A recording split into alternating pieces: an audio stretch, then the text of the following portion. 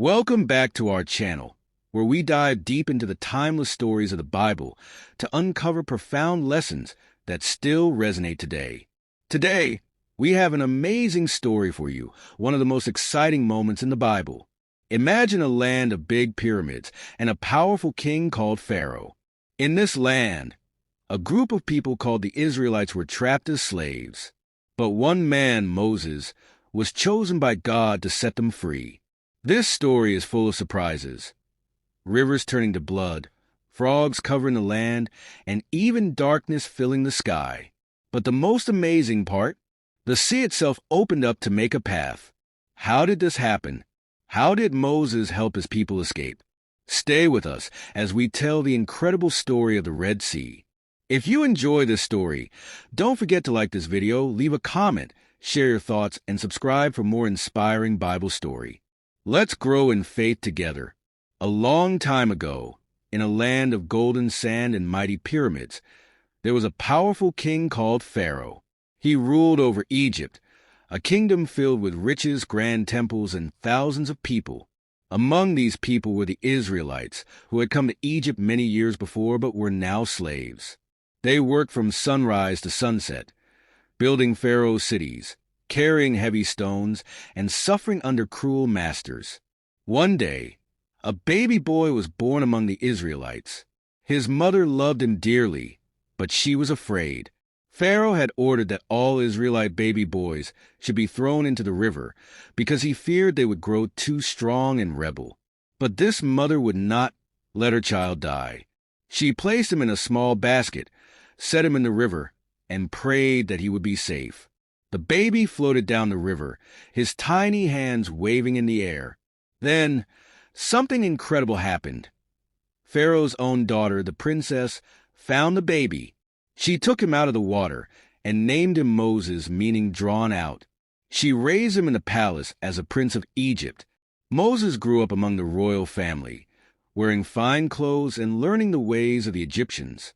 But deep inside, he always felt different. He knew he was not truly an Egyptian. One day, he saw an Egyptian beating an Israelite slave. Anger burned inside him, and he struck the Egyptian, who fell lifeless to the ground. Fearing Pharaoh's wrath, Moses fled into the desert. For years, Moses lived far from Egypt. He became a shepherd, tending sheep in the quiet wilderness. Then one day, something miraculous happened. As he walked through the mountains, he saw a bush that was on fire, but it did not burn up. A voice called from the flames, "Moses, Moses." It was God. God told Moses to go back to Egypt and free the Israelites from slavery. At first, Moses was afraid. "Who am I to stand before Pharaoh?" he asked. But God promised to be with him. So, Moses returned to Egypt and stood before the mighty Pharaoh. "Let my people go," Moses declared. Pharaoh laughed. "No," he said. "The Israelites will stay and work even harder." Then, terrible things began to happen. God sent 10 plagues upon Egypt. First, the river turned to blood. Fish died, and the water became undrinkable. But Pharaoh refused to let the Israelites go. Then came frogs, thousands and thousands of them, covering the land. Still, Pharaoh refused. Next came gnats, then flies, then sickness that killed animals, then boils on people's skin. But Pharaoh's heart remained as hard as stone. Hail rained down like fire. Locusts ate all the crops. Darkness covered Egypt for 3 days. Yet Pharaoh would not give in. Finally, the worst plague came. One night, the firstborn child of every Egyptian family, even Pharaoh's own son, died. But the Israelites were safe because they had followed God's instructions. This night became known as Passover. At last, Pharaoh had enough. "Go," he shouted. "Take your people and leave Egypt." The Israelites packed their things quickly and began their journey.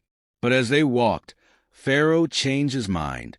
He sent his army, chariots, horses, and soldiers, to chase after them. The Israelites reached the Red Sea. The waters stretched wide before them. deep and impossible to cross. Behind them, Pharaoh's army was coming fast. The people were trapped. They cried out in fear, but Moses stood tall. "Do not be afraid," he said. "God will save us." Then, something incredible happened. Moses lifted his staff, and a strong wind blew across the sea.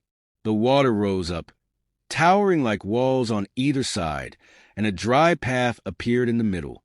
The Israelites rushed forward, walking through the sea on dry ground, with water standing beside them like great walls. Pharaoh's army followed, charging into the path. But just as the last Israelite stepped safely onto the other side, Moses stretched out his hand again. The sea roared back into place, crashing down upon Pharaoh's soldiers, chariots, and horses. Not one of them survived. The Israelites stood on the far shore, staring in awe at the great sea. They were free at last. They sang and danced, thanking God for saving them. And so, the Red Sea became a place of miracles, where water stood like walls and a mighty nation was set free. To this day, people remember the story of Moses and how the sea parted, proving that even in the most impossible moments, faith can lead to miracles. If this story inspires you, hit the like button, share your thoughts in the comments, and subscribe for more powerful Bible stories.